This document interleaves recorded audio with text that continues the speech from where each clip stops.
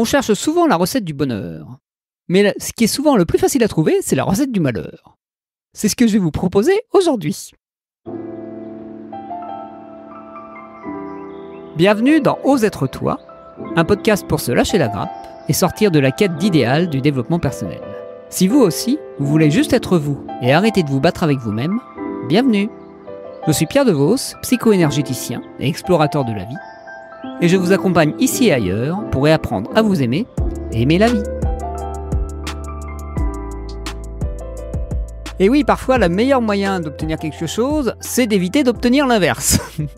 Et donc, c'est pour ça qu'aujourd'hui, je vais vous citer quelques moyens garantis pour éviter d'être heureux.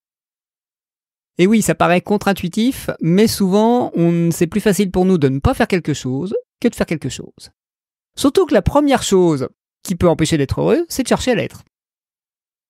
Ça peut paraître paradoxal, mais si on cherche à être heureux, ça veut dire qu'on ne l'est pas maintenant, qu'on se dit ne pas l'être maintenant. Et donc, on croit que le bonheur dépend d'un certain environnement, de certaines conditions. C'est la deuxième chose qui peut nous faire éviter d'être heureux. Chercher à l'extérieur, croire que ça dépend de l'environnement. Alors que le bonheur, d'une certaine manière, selon ma vision des choses, et puis je vais pas vous faire la définition du bonheur, chacun la sienne, mais cet état où on se sent à sa place, on va dire, où on se sent bien, globalement. Pas complètement confortable, mais bien. Ça ne dépend que, pour moi, que d'un état intérieur. Et donc, à chercher à tout prix le bonheur, c'est de se dire « Ah, ça n'est pas le bonheur ». En gros, c'est de faire la liste de tout ce qu'on a maintenant et de se dire « Ça en fait pas partie. Ça ne me permet pas d'atteindre cet état-là. » Voilà. Paradoxalement, moi, le moment où j'étais le plus heureux, c'était un moment dans mon salon à ne rien faire. J'étais juste présent, juste là, j'étais hyper heureux et hyper content d'être là. Voilà, c'est venu tout seul. J'ai rien cherché, c'est venu tout seul. Donc chercher ce qui peut nous rendre heureux, ça nous empêche de nous autoriser déjà à l'être. Une autre chose qui peut nous empêcher d'être heureux, qui est à peu près dans le même genre, c'est de se comparer perpétuellement, en se disant que on n'est pas assez bien. Et donc en se disant qu'on n'est pas assez bien, qu'on n'a pas assez, qu'on n'est pas comme il faut, on associe aussi le bonheur à une récompense, à un mérite, à quelque chose qui s'obtient par le travail, ou qui s'obtient aussi quand on a atteint un certain objectif. Le bonheur matérialiste classique de si je vais avoir cette promotion, ce travail, cette reconnaissance, cette notoriété, cet argent, cette abondance matérielle, je vais être heureux. Peut-être bien que oui, peut-être bien que non. Ça ne va pas être la cause. Ça sera peut-être un déclencheur qui vous permettra d'avoir un état intérieur qui vous fait peut-être accepter d'être heureux, mais ce ne sera pas la cause. Et oui, parce que moi, ce que je vois derrière le bonheur, c'est juste, c'est très bien comme c'est maintenant. Là, par exemple, dans ma vie, il y a plein de choses à modifier, plein de choses à améliorer, mais là, au moment où j'enregistre, je suis heureux, je suis content. Je me sens à ma place, je me sens au bon endroit. Un truc qui est aussi assez récurrent, c'est tous les fans de thérapie, de développement personnel et de spiritualité qui se disent « Oui, pour être heureux, il faut que je nettoie tout mon passé, tout mon transgénérationnel, que j'ai gommé tous mes défauts, que je devienne la personne parfaite. » Si vous voulez vous imposer ça, vous êtes libre. Moi, personnellement, c'est pas mon choix. Je suis sorti de l'idée que mon passé pouvait m'interdire d'être heureux. Ce qui peut m'interdire d'être heureux, c'est les histoires que je me raconte, c'est pas mon passé. Mon passé n'a du pouvoir sur ma vie que si je lui en donne. Ça, c'est déjà un autre truc. On peut très bien, en ayant eu des histoires compliquées avec sa famille, avec ses parents, être heureux en couple. On peut très bien avoir eu des difficultés scolaires et réussir professionnellement. On peut très bien ne pas se trouver de prétexte pour s'interdire de bonheur. Eh oui. Et on peut aussi, dans un autre niveau, chercher à tout prix le bien-être à éviter l'inconfort, ce qui peut nous empêcher de faire ce qui nous fait du bien et ce qui nous rend heureux aussi. Moi, par exemple, enregistrer cet épisode de podcast, il y a une légère résistance à le faire. Sauf que c'est ce qui me rend heureux, ce qui me fait du bien et ce qui me fait plaisir. Ce qui me permet de me sentir vivant et pleinement moi. C'est ce que je mets derrière bonheur en général. Et certes, c'est pas toujours confort, c'est pas toujours facile, ça me demande de m'autoriser à me faire passer en premier. Voilà aussi un autre truc qu'on peut faire pour éviter d'être heureux, c'est de faire passer les autres avant soi. Ça, c'est garanti, ça marche à tous les coups. Le bonheur se mérite, donc il faut que je sois une bonne personne et il faut que je me sacrifie pour pouvoir avoir droit au bonheur. Ça marche pas comme ça. Vous allez générer de la rancœur, de la rancune, de la culpabilité, tout ce que vous voulez, mais pas du bonheur. Vous allez plutôt vous créer un enfer qu'un paradis avec ça. Qu'est-ce qu'il y a d'autre encore qui pourrait vous empêcher d'être heureux? Ah oui, les autres choses qui pourraient vous empêcher d'être heureux, c'est toutes les croyances à la con, du style j'ai passé l'âge, j'ai pas fait ceci ou cela, donc je ne mérite pas. Voilà, c'est un peu la même chose que ce que j'ai dit avant. Croire que votre passé peut vous interdire de l'être. Mais là, on est plus sur ouais, je ne suis pas assez. Je l'avais déjà dit un peu avant. On est vraiment ce côté comme si on avait à cocher des cases pour pouvoir avoir le droit d'être heureux. Je vais pas vous sortir l'habituel poncif de notre éducation judéo-chrétienne, mais il y a un peu de ça quand même. Et puis, qu'est-ce qu'il y a encore d'autre? Ah oui, voilà. Considérez que le bonheur est le résultat de la sainteté ou de la pureté. C'est un peu la même chose, mais une autre nuance. Vous n'avez pas besoin d'être quelqu'un de parfait et de saint pour être heureux. Le pire des escrocs a le droit au bonheur et peut aussi le revendiquer, peut-être mieux que celui qui veut à tout prix faire plaisir à tout le monde.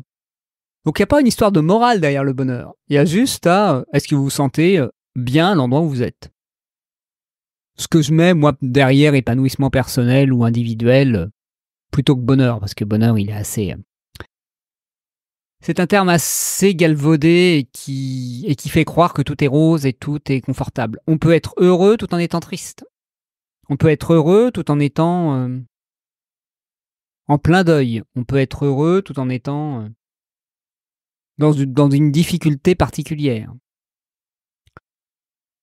Oui, il y en a qui vont me dire c'est pas du bonheur, c'est de la joie, mais voilà, moi je vais pas faire des nuances sémantiques là-dessus. Je parle d'un certain état d'être où on se sent à sa place. Moi, c'est juste ça, épanoui, heureux d'être là, et même si c'est pas toujours confortable, et même si peut y avoir des émotions douloureuses, on va dire. Oui, une autre chose qui peut être un bon moyen aussi de s'empêcher d'être heureux, c'est de vouloir que le monde soit tout rose. Voilà, je ne peux pas être heureux si le monde ne va pas bien, si il n'y a pas la fin de la guerre dans le monde, si on n'a pas réglé le problème de l'écologie. Encore un moyen de se faire passer en dernier.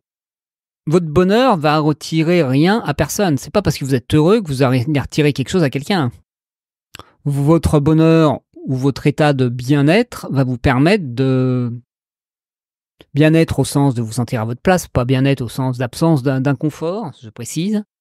Ça va vous permettre de vous sentir mieux avec vous-même, mieux avec les autres, et de pouvoir aussi faire ce qui est important pour vous et indirectement important pour le monde. Parce que j'ai quand même un peu la croyance que quand on est heureux d'être nous et qu'on se sent à l'endroit où on a envie d'être et besoin d'être, on apporte quelque chose à notre environnement et au monde. C'est ma vision des choses, quelle que soit la manière qu'on a d'être heureux et la manière qu'on a d'agir et d'être. Et un autre moyen d'être malheureux à tout prix, ah oui, c'est de ne pas prendre la responsabilité de sa vie et de se dire que il faut que ça tombe tout cru dans la bouche, ou que c'est l'extérieur qui décide à notre place, ou qu'on est victime de notre environnement, ou du pouvoir, ou de la conjoncture, ou de l'époque à laquelle on est né, ou de notre genre, ou de notre environnement social.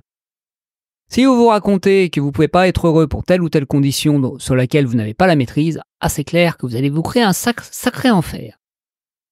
Voilà un peu quelques manières d'être malheureux. Je vais pas vous lister tout en inverse, vous avez bien compris que c'est juste...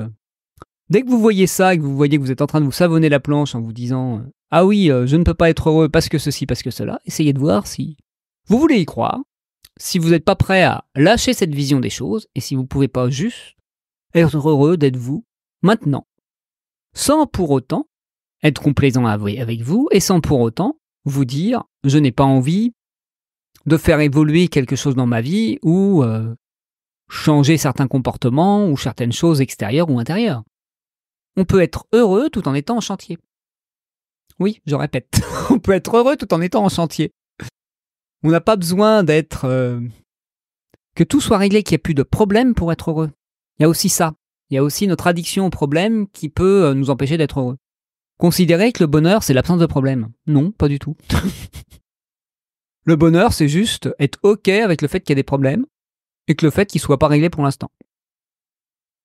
Problème au sens...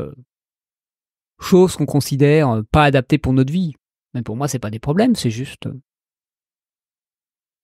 des choses en chantier, l'état du moment. On peut pas se considérer, par exemple, qu'un enfant qui ne sait pas encore marcher, c'est un problème. Non. Il est en cours d'apprentissage de la marche. C'est un peu pareil dans le reste de notre vie. Si vous avez des problèmes financiers, vous êtes en apprentissage pour avoir une aisance financière. Si vous avez des difficultés dans votre couple, vous êtes en apprentissage pour apprendre à être heureux en couple. Si vous avez du mal avec la solitude, vous êtes en apprentissage pour arriver à vivre votre célibat ou votre solitude. Voilà. Mais c'est pas un problème. Voilà une posture qui pourrait aider à arrêter de considérer tout comme des problèmes et donc de faire de votre vie un enfer. Voilà ce que je voulais ajouter. Eh bien, sur ce, je vais vous souhaiter une bonne suite de journée ou un bon début de journée ou une belle soirée, selon le moment auquel vous m'écoutez.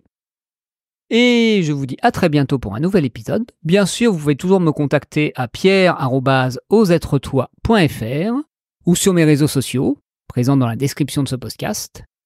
Et pour me contacter également si vous voulez un accompagnement personnalisé. Eh bien, je vous dis à très bientôt pour un nouvel épisode. Et arrêtez de vous sentir déterminé par votre passé et acceptez d'être heureux, tout simplement. À bientôt.